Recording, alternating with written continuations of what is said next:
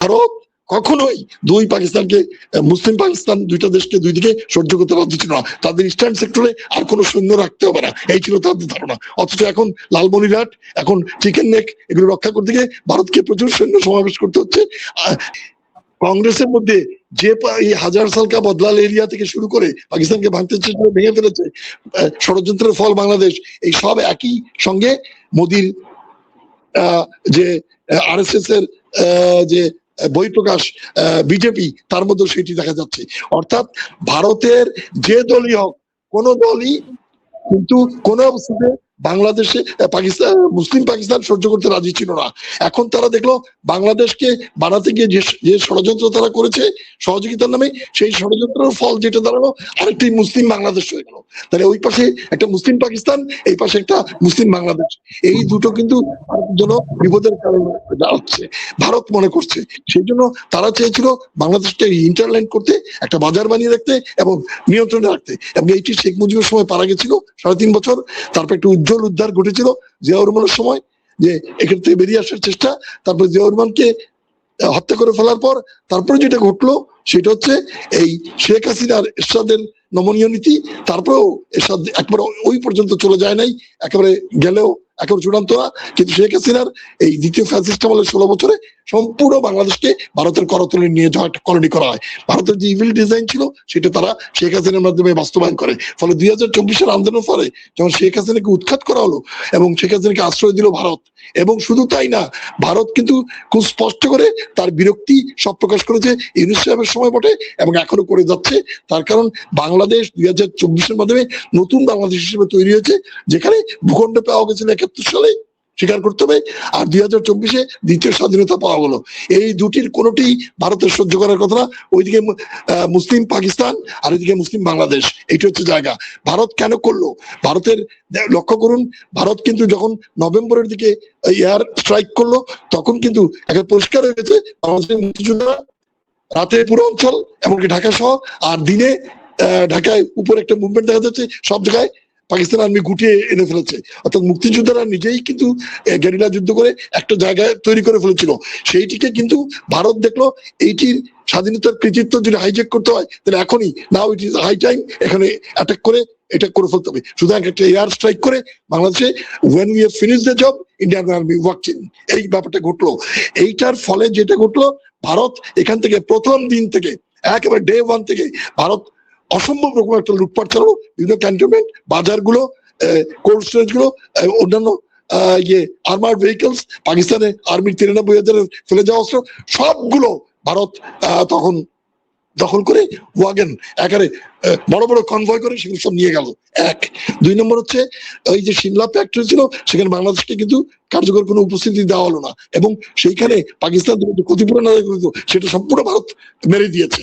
3 নম্বর, এই বাংলাদেশের রিফিউজির কথা বলে ইতিহাসের তো 71 পর্যন্ত ইতিহাসের মানে সবচেয়ে বেশি সাহায্য ভারত পেয়েছে। সেই সাহায্যের ব্যাপারে আমাদের অনেক প্রশ্ন আছে, সেগুলো ভারত কিভাবে মেরে দিয়েছে। 4 নম্বর যেটা হচ্ছে, ভারত এখানে স্বাধীনতার কৃতিত্ব হাইজ্যাক করলো কিভাবে? Eastern command, lieutenant general Jagdeep Singh Aurora, যিনি এখানে ছিলেন ইস্টার্ন কমান্ডে চিফ, মানে against lieutenant general Amir Abdullah Khan Niazi. এই অরোরা, তিনি পাঞ্জাবি এবং ইয়েও পাঞ্জাবি, নিয়াজিও পাঞ্জাবি।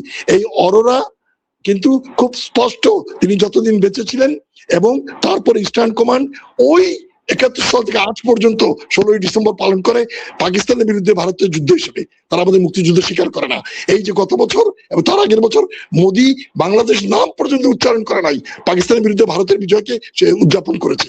এতে বোঝা যায় যে নেহেরু, তারপরে ইন্দিরা গান্ধী, তারপরে রাহুল গান্ধী, তারপরে রাহুল গান্ধী বোন যা বলেছেন সব একই সুতায় গাথা। তার সঙ্গে এই অমিত শাহ আর আমাদের দামোদর দাস মোদীর কোনো পার্থক্য নেই। তাহলে পাকিস্তান ভাঙার ক্ষেত্রে একটা ষড়যন্ত্র ছিল, দুই পাশে পাকিস্তানকে সহ্য না করার একটা ব্যাপার আছে। আর 3 নম্বর হচ্ছে, বাংলাদেশকে চাইলাম একটা বাজার হিসেবে তৈরি করে ফেলতে, কিন্তু সেই বাংলাদেশ এখন বিদ্রোহ করে। সুতরাং বিদ্রোহ করতে করতে আমাদের দাসীকে পাঠিয়ে দিল আমাদের দেশে, আমরা তাকে আশ্রয় দিলাম, কিন্তু বাংলাদেশ একটা নতুন বাংলাদেশে রূপান্তরিত হলো। এই পর্যায়ে এইটুকু আমার বক্তব্য যে ভারত কখনোই দুই পাকিস্তানকে মুসলিম পাকিস্তান দুইটা দেশকে দুই দিকে সহ্য করতে বাধ্য ছিল না। তাদের ইস্টার্ন সেক্টরে আর কোনো সৈন্য রাখতে হবে না, এই ছিল তাদের ধারণা। অথচ এখন লালমনিরহাট, এখন চিকেন নেক, এগুলো রক্ষা করতে গিয়ে ভারতকে প্রচুর সৈন্য সমাবেশ করতে হচ্ছে। আর্মার্ড কার, আর্মার্ড ভেহিকলস, বিভিন্ন রকম যুদ্ধের যত লজিস্টিক সব সংগ্রহ করতে হচ্ছে। তার মানে বাংলাদেশও তাদের জন্য এখন থ্রেট হয়ে দাঁড়াচ্ছে। ওইদিকে চীন আছে, এদিকে বাংলাদেশ আছে। ভারত এমন একটা দেশ যে কোনো প্রতিবেশীর সঙ্গে সৎ সম্পর্ক রাখতে পারে নাই, প্রত্যেকের সঙ্গে গন্ডগোল হয়েছে। এবং মুইজ্জুর মতো লোক সে ভারতকে উষ্টা মেরে বের করে দিয়েছে ওখান থেকে প্রত্যেকটি সৈন্যকে। সুতরাং বাংলাদেশের ক্ষেত্রে তাদের যেটা ঘটছে, বাংলাদেশের জন্য বাংলাদেশের ব্যাপারে তাদের যে গৌরববোধ ছিল এই অর্থে যে পাকিস্তানকে শেষ করে দিয়েছে, সেটি কিন্তু এখন ভেঙে গেছে। ফলে ভারত এখনো কিন্তু স্বীকার করে না, তারা কিন্তু পাকিস্তানের বিরুদ্ধে যুদ্ধ হিসেবে এটাকে ৭১-কে দেখায়। আমাদের দিক থেকে বিবেচনা করে আমাদের মুক্তিযুদ্ধে জনগণের যে ত্যাগ, গেরিলাদের যে অভিযান, আমাদের মানুষের যে আকাঙ্ক্ষা, সেটিকে আমরা ছোট করে দেখতে পারি না।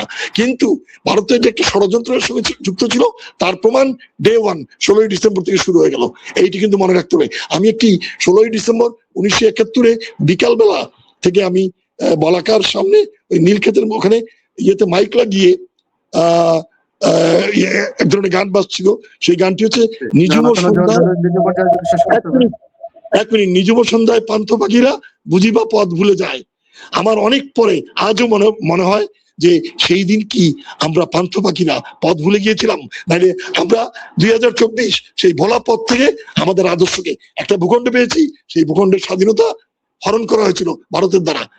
১৯৭১-এর সেই স্বাধীনতাকে নষ্ট করার ফলে ২০২৪ প্রতিবাদ স্বরূপ এসছে এবং আমরা দ্বিতীয় স্বাধীনতা পেয়েছি। এটিকে আমরা রক্ষা করবোই, ভারতের যত ইভিল ডিজাইন থাকুক। ভারতের দিক থেকে ষড়যন্ত্র, কিন্তু আমাদের দিকে আমরা মুক্তিযুদ্ধ করেছি, সেই ষড়যন্ত্রকে আমরা রুখে দিয়েছি এবং ভারত ফ্রাস্ট্রেটেড হয়েছে, সেই জন্য তারা আমাদের পিছিয়ে লেগে আছে। এইটুকু আপাতত বক্তব্য।